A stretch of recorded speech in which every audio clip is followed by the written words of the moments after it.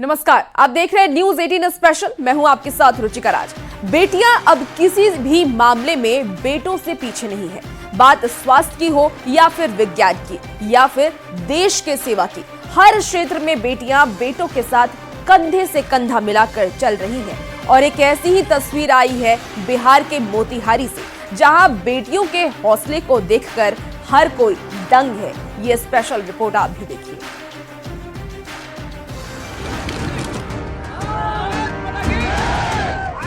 दौड़ लगाती बेटियां,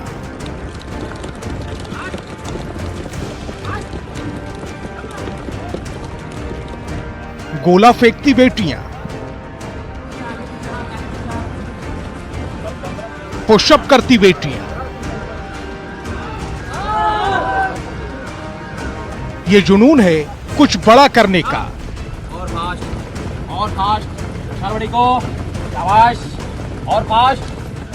फौलादी इरादे हैं मंजिल को पाने के। जितना लड़की लोग रही सब, ये जज्बा है देश सेवा का। दौड़ती भागती ट्रेनिंग करती बेटियों की ये तस्वीरें हैं बिहार के मोतिहारी जिले के ऐतिहासिक गांधी मैदान की, जहां ये बेटियां बिहार पुलिस में भर्ती होने की तैयारी कर रही हैं।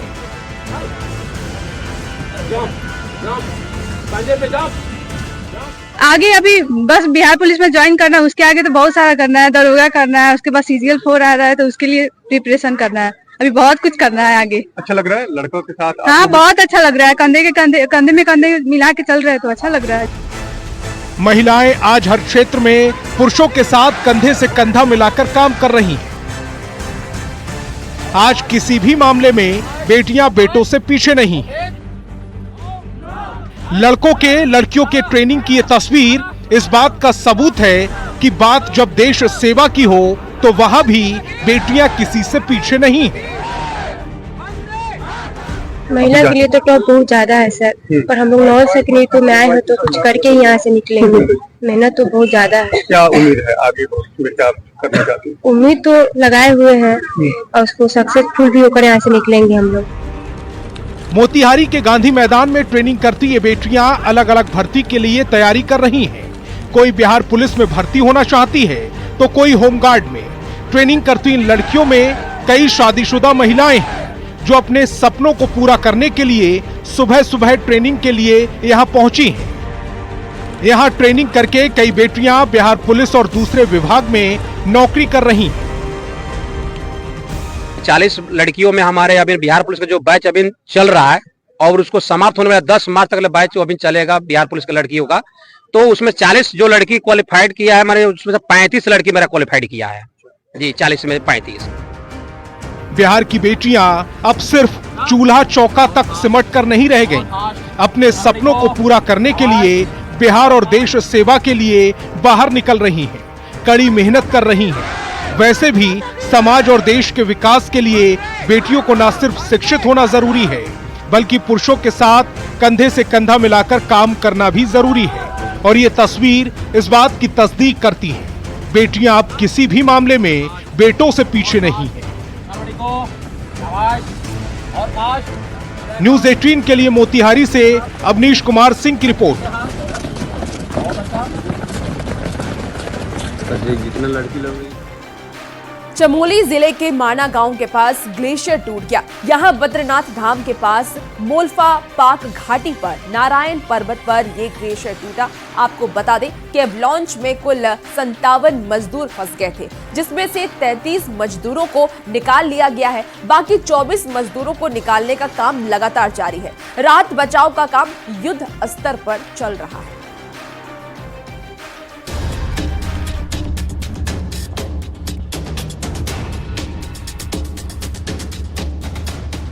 चमोली के माड़ा गांव में सुबह ठीक से हुई भी नहीं थी कि बर्फीले तूफान ने तबाही मचा दी। सुबह करीब 5 बजे BRO कैंप के ऊपर एवलांच आया, जिससे किसी को भी संभलने का मौका तक नहीं मिला। मौसम कई दिनों से खराब चल रहा था, बर्फबारी हो रही थी। किसी को आभास नहीं था कि बर्फीला तूफान मुसीबत लेकर आ रहा है। मजदूरों के कैंप से एवलॉन्च टकराया, जिसकी चपेट में करीब 50 लोग आ गए। मंजर कितना भयानक रहा होगा, इसका अंदाजा लगाना मुश्किल नहीं है। एवलॉन्च की चपेट में 8 कंटेनर और 1 शेड आ गया। नेचुरल डिजास्टर के कारण वो ये डैमेज हुआ और उसमें करीब हमने जैसे पता चला तो आईटीबीपी की जो हमारी कंपनी वहां पर है, इसके जिसको लीड हमारा एक गस्टेड ऑफिसर करता है और साथ में हमारी कंपनी के वहां करीब अच्छे मतलब जो हमारी कंपनी के ऑथराइज स्ट्रेंथ भी है, तो साथ में तुरंत हमने उसको रेस्क्यू और रिलीफ वर्क करना शुरू किया। और साथ में ये भी कहना चाहूंगा कि हमारे बगल में ही आर्मी की भी डिप्लॉयमेंट है, तो आर्मी ने भी साथ साथ ही इसमें रेस्क्यू रिलीफ वर्क में हेल्प किया, वो भी रेस्क्यू रिलीफ वर्क किए। चमोली में माणा के पास जिस जगह एवलॉन्च आया है उसको हम मैप के जरिए आपको दिखाने की कोशिश करेंगे। ये आप देख सकते हैं, ये उस पूरे इलाके का ये मैप है। हालांकि मैप गर्मियों का लिया गया है। ये अलकनंदा है और ये अलकनंदा से लगी हुई ये बद्रीनाथ नेशनल हाईवे है जो माणा गांव के लिए जाता है और ठीक यहाँ से माणा से कुछ पहले ये सड़क तिब्बत बॉर्डर के लिए कटती है। तो आप ये देख सकते हैं कि यहाँ पर माणा, ये आपको माणा गांव नजर आएगा और माणा गांव से कुछ पहले ये माणा पास है। यहाँ पर आप देख सकते हैं कि आईटीबीपी का कैंप यहाँ पर मौजूद है। ठीक यहीं पर इसी कैंप के पास ये एवलांच आया जिसने यहाँ पर जो श्रमिक रह रहे थे उनको वो इस एवलांच के नीचे दब गए और फिर एवलांच नीचे बताया जा रहा है कि अलकनंदा तक उसकी रीच बनी हुई है। हादसे की जानकारी मिलते ही आईटीबीपी बीआरओ की टीमें राहत बचाव में जुट गई। सेना के अलावा एनडीआरएफ और एसडीआरएफ की टीमें भी राहत बचाव में लग गई। टीम में डॉक्टर भी शामिल है। रेस्क्यू किए गए मजदूरों को अस्पताल ले जाया गया है।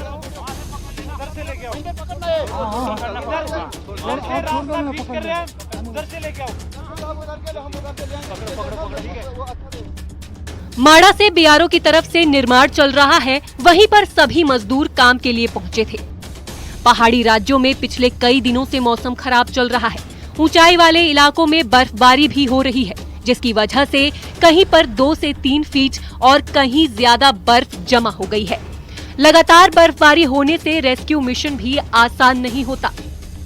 बद्रीनाथ धाम में जो आईटीबीपी आर्मी की टीम थी उनके द्वारा सर्च ऑपरेशन चलाया गया और अब जो निचले इलाकों से ऊपरी इलाकों में अब जो बद्रीनाथ धाम है वहाँ पे आर्मी आईटीबीपी की एम्बुलेंसें भेजी जा रही हैं। आप देखिए आईटीबीपी के वाहन जो हैं वो यहाँ पे अभी रुके हुए हैं पांडुकेश्वर क्षेत्र में और यहाँ से इनको अब आगे किया जाएगा। आप देख सकते हैं अभी भी इन बद्रीनाथ राष्ट्रीय राजमार्ग पर जो ये पांडुकेश्वर का इलाका है लगातार बर्फबारी हो रही है। इस बीच जो रेस्क्यू टीम है वो लगातार बद्रीनाथ धाम की तरफ जा रही है। आर्मी की ये गाड़ियां आप देख सकते हैं नेशनल हाईवे पर खड़ी है क्योंकि बर्फ बहुत ज्यादा इस समय गिरी है, लेकिन ग्राउंड जीरो से लगातार जो मूवमेंट है सर्च ऑपरेशन का वो लगातार जारी है।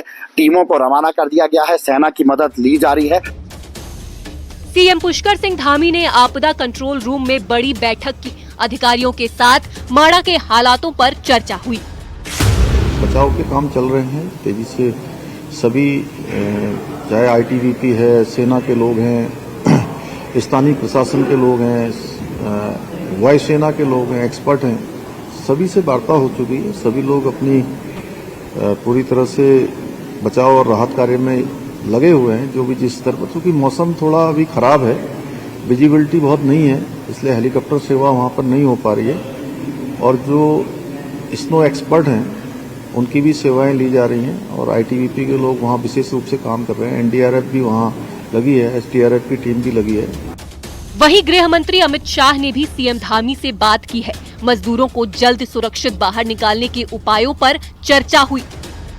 चमोली में भारी बर्फबारी के बाद नेशनल हाईवे बंद है। हनुमान चट्टी से लेकर बद्रीनाथ धाम तक सड़क पर बर्फ जम चुकी है, जिसकी वजह से आवाजाही बंद है। बीआरओ बर्फ हटाने के काम में जुटी है। सुनील नवप्रभात के साथ ब्यूरो रिपोर्ट, न्यूज 18। तो नोएडा पुलिस ने हनी ट्रैप से ठगी करने वाले गैंग का खुलासा किया है और इस गिरोह का प्लान इतना शातिर होता था कि लोग इसमें फंस जाते थे और केस मुकदमे के साथ ही बदनामी का डर भी दिखाकर गिरोह वसूली का खेल खेलता था। लेकिन बस एक गलती और गैंग का खेल खल्लास हो गया। ये रिपोर्ट देखिए।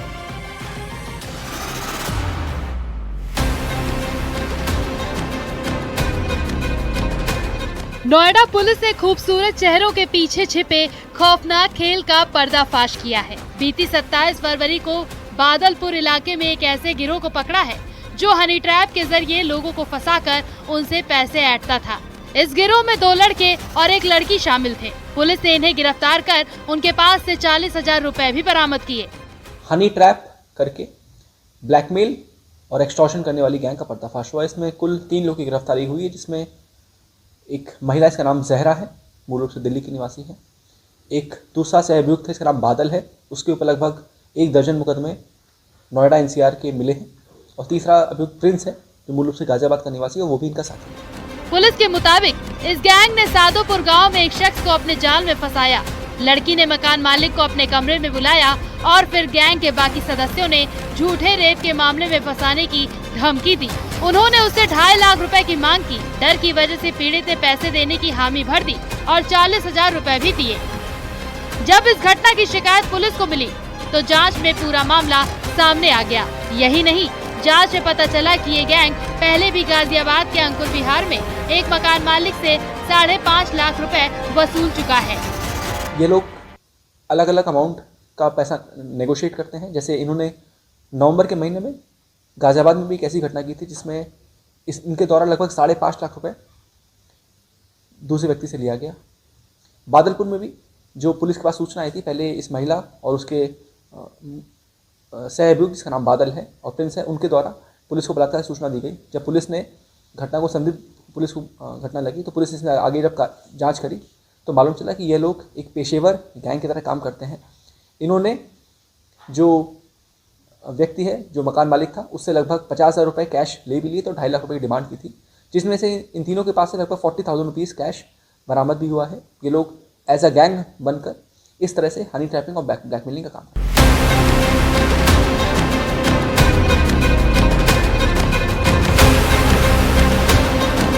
शिकार के लिए आरोपी पूरी प्लानिंग के साथ मैदान में उतरते थे। ये गैंग पहले किसी इलाके में किराए का मकान ढूंढता था और वहां लड़की को शिफ्ट करवा देता था। फिर लड़की किसी बहाने से मकान मालिक को अपने कमरे में बुलाती थी। थोड़ी देर बाद गैंग के बाकी सदस्य वहां पहुंचकर धमकाने लगते और कहते कि अगर पैसे नहीं दिए तो रेप का केस कर देंगे। डर की वजह से लोग समझौता कर पैसे दे देते थे। सबसे पहले यह महिला जो है वह अलग अलग घरों में जाकर, अच्छे घरों में जाकर वहाँ पर पहले मकान किराए पे लेती है और उसके बाद मकान मालिक को या उसके बच्चों को किसी बहाने से अपने कमरे में बुलाती है और उसके बाद उन पर गलत बलात्कार का मुकदमा लिखवाने का आरोप लगाती है। जब आरोप लगा लेती है उसके बाद फिर समझौता करने के नाम पर ये महिला और इस पूरी गैंग के द्वारा बाकी गैंग मेंबर इसके भाई की तरह और इसके सहयोगियों की तरह काम करते हैं और यह भी दबाव बनाने का काम करते हैं।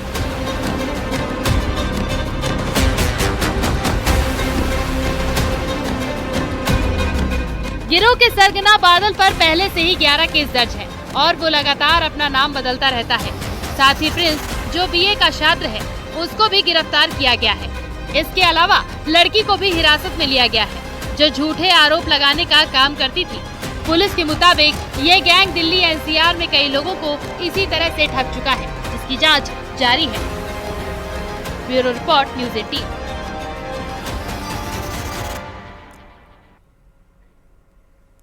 और अमेरिका में ऐशो आराम की जिंदगी को छोड़कर आध्यात्म शांति के तलाश में भारत आई एक साध्वी इन दिनों चर्चा का विषय है। बहरोड में चर्चा का सबब बनी हुई है। आखिर क्या है वजह, देखिए इस रिपोर्ट के जरिए।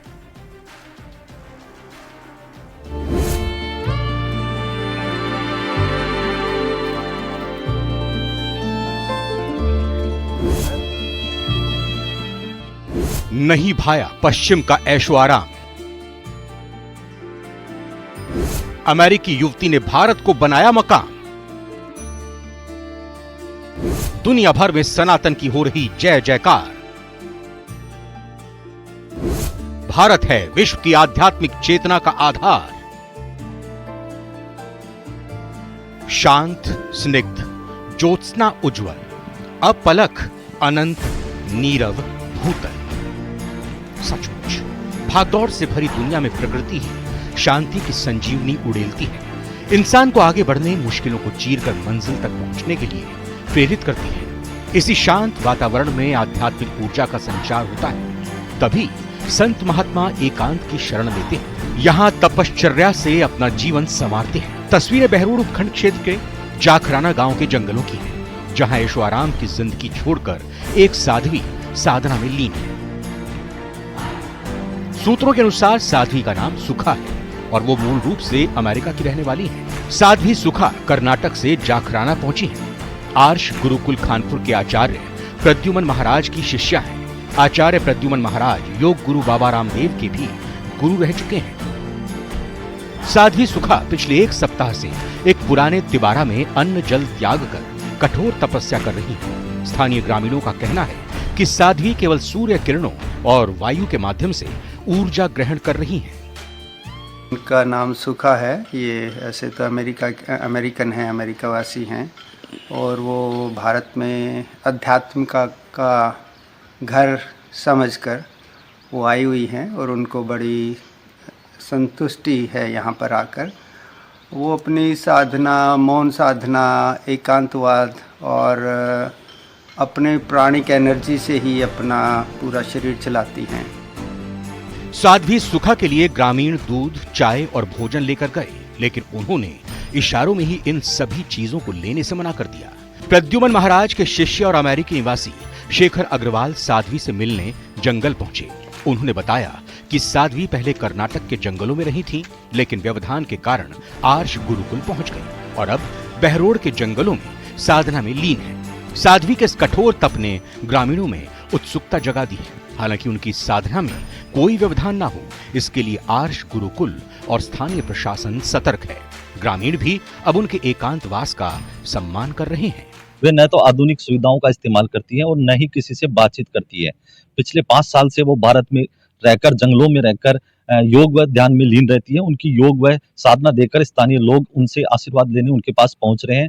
यह पूरा मामला क्षेत्र के लोगों के लिए चर्चा का विषय बना हुआ है। हीरालाल सेन, न्यूज़ 18 राजस्थान, बहरोड। और अब बात करेंगे हिमाचल की वादियों की। हिमाचल की वादियों में जो बर्फ और बारिश सैलानियों के लिए जन्नत बनती थी, वही अब तबाही लेकर आई है। मूसलाधार बारिश, बर्फीली तूफान और उफनती नदियों ने कई जिलों में जिंदगी की रफ्तार को रोक दिया है। सड़कें टूट गई, घर बिखर गए और लोगों का जनजीवन बुरी तरीके से प्रभावित हो गया। कहीं पहाड़ दरक रहे हैं तो कहीं पानी का सैलाब तबाही मचा रहा है। कुदरत के कहर की पूरी कहानी इस खास रिपोर्ट के जरिए आप भी देखिए।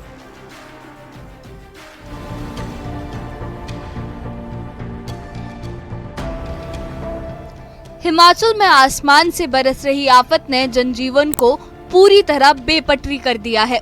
कहीं मूसलाधार बारिश ने नदियों नालों को उफान पर ला दिया तो कहीं बर्फबारी ने रास्तों को पूरी तरह जाम कर दिया। कुल्लू में भूतनाथ नाले का रौद्र रूप गाड़ियां बहा ले गया।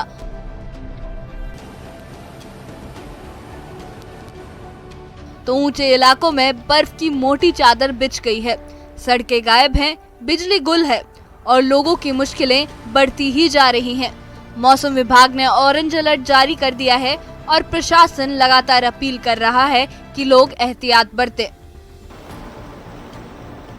कुल्लू में बारिश की मार इस कदर पड़ी कि सड़कों पर पानी नहीं, सैलाब उमड़ पड़ा। भूतनाथ नाले ने विकराल रूप धारण कर लिया और तेज बहाव में कई गाड़ियां बह गईं। गांधीनगर की सड़कों पर मलबे का ऐसा ढेर लगा कि गाड़ियां उसके नीचे दब गईं। इस वक्त हम कुल्लू जिला मुख्यालय से 2 किलोमीटर दूर शास्त्री नगर के पास है, जहां पर आप देखते हैं कि लगभग बीती रात की बात है, जहां पर यहाँ पर अचानक से जो फ्लैश फ्लड हुआ है, उसके बाद पूरा मलबा जो है यहाँ पर सड़कों पर आ गया है। आप देखते हैं कि मलबे के कारण जो है यहाँ पर 3 से 4 वाहन जो है वो इस मलबे में दब गए हैं और फिलहाल लोक निर्माण विभाग के जो कर्मचारी है वो यहाँ पर मलबा हटाने के लिए जुटे हुए हैं। लेकिन जिस तरह से अभी भी बारिश का दौर जो है वो लगातार जारी है और उसके चलते जगह जगह पर कुल्लू जिले की बात करें तो जहां ऊंचे क्षेत्रों में भारी हिमपात हुआ है, जिसके चलते जगह जगह पर यातायात प्रभावित है। कुल्लू जिले की बात करें तो 2 नेशनल हाईवे जो है भारी बर्फबारी और बारिश के चलते बंद है, जबकि लगभग 90 से अधिक जो सड़कें हैं ग्रामीण क्षेत्रों की जो लिंक रोड है वो बंद। लाहौल स्पीति, किन्नौर, चंबा और शिमला में बर्फबारी इतनी ज्यादा हो गई है कि रास्ते गायब हो चुके हैं। किन्नौर में निगुलसरी के पास भूस्खलन से NH5 बंद हो गया। रोहतांग दर्रे में बर्फ की मोटी परत सड़कों को ढक चुकी है तो कई जगह गाड़ियों का पहिया थम गया है। बिजली गुल हो गई है, पानी की सप्लाई भी ठप है और ठंड ने लोगों के होश उड़ा दिए हैं।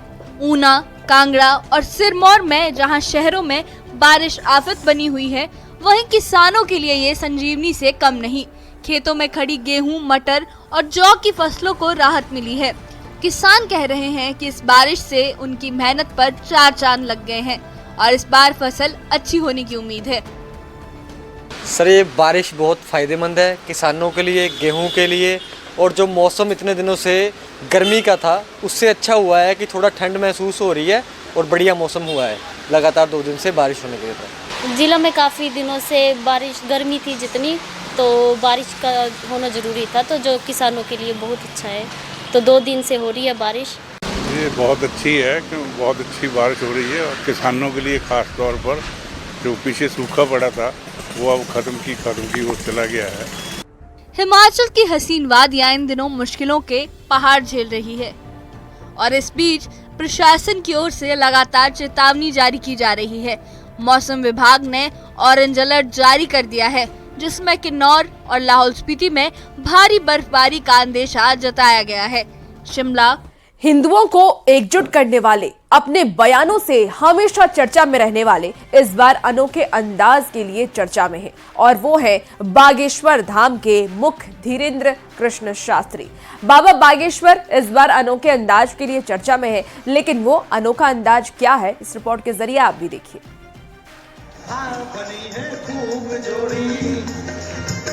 बनी है खूब जोड़ी, शिव पार्वती की जोड़ी, बनी है खूब जोड़ी, शिव पार्वती की जोड़ी, खुशी से नाचे हैं मन, मिला सजनी को साजन, खुशी से नाचे हैं मन। बाबा बागेश्वर का ऐसा अंदाज आपने आज से पहले कभी नहीं देखा होगा। बाबा के इस अनोखे अंदाज को देखकर हर कोई हैरान हो गया। चेहरे पर काला चश्मा, हाथ में माइक और माहौल हो जब शादी का, तो बाबा गा भी रहे हैं और दूल्हे के साथ नाच भी रहे हैं।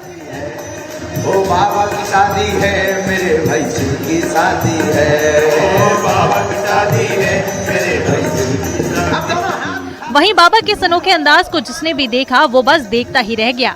बाबा बागेश्वर दूल्हे के साथ खुद भी मंच पर नाचने लगे और गाना तो गा ही रहे थे। दरअसल मामला था बागेश्वर धाम में सामूहिक विवाह का। 26 फरवरी को बागेश्वर धाम में 251 गरीब कन्याओं का सामूहिक विवाह का आयोजन किया गया। इस दौरान राष्ट्रपति द्रौपदी मुर्मू और सीएम डॉक्टर मोहन यादव ने भी शिरकत की थी। इस दौरान सभी दूल्हे घोड़ों पर सवार होकर पहुंचे थे। बाबा बागेश्वर ने सभी का धूमधाम से विवाह किया था। सनातन को लेकर बयान देने वाले और हिंदुओं को एकजुट करने वाले बाबा बागेश्वर अक्सर अपने बयानों से चर्चा में रहते हैं। वहीं बागेश्वर धाम में हाल ही में कैंसर अस्पताल की आधारशिला रखी गई थी। इस कार्यक्रम में पीएम नरेंद्र मोदी ने शिरकत की थी। बता दें कि 200 करोड़ रुपए से अधिक की लागत से कैंसर अस्पताल में कैंसर रोगियों के लिए मुफ्त इलाज की सुविधा होगी। साथ ही बता दें कि दूसरों की पर्ची निकालने वाले बाबा की खुद की पर्ची निकल गई थी और ये पर्ची किसी और ने नहीं बल्कि पीएम नरेंद्र मोदी ने ही निकाली थी। माननीय प्रधानमंत्री जी अभी जब माताजी को मिल रहे थे तो हमारी माताजी से कह रहे थे हम तुम्हारी माताजी पर्ची खोल रहे, और माताजी से बोले अब तुम्हारे मन में ये चल रहा है कि ब्याह हो जाए।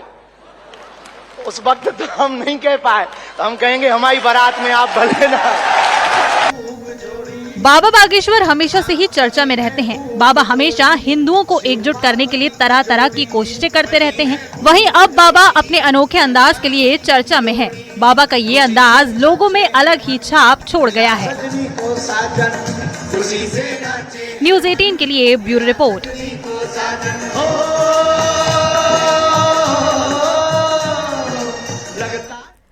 तो फिलहाल इस स्पेशल बुलेटिन में इतना ही। आप बने रहिए न्यूज़ 18 बिहार झारखंड के साथ।